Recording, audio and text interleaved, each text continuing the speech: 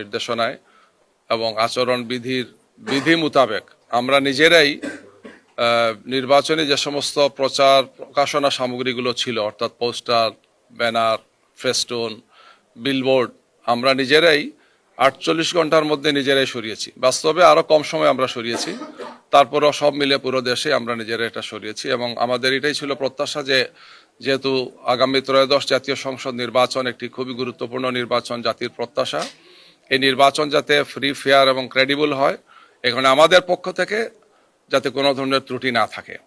কিন্তু আমরা দেখতে পাচ্ছি যে বিভিন্ন জায়গাতে নির্বাচনী আচরণ বিধি মানার ক্ষেত্রে বড় ধরনের ব্যত্যয় হচ্ছে, লঙ্ঘন হচ্ছে আচরণ বিধির।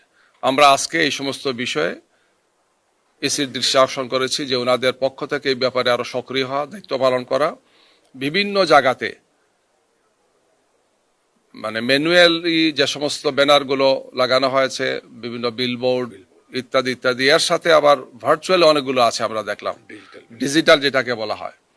তো এগুলো ওনাদের পক্ষ থেকে যাতে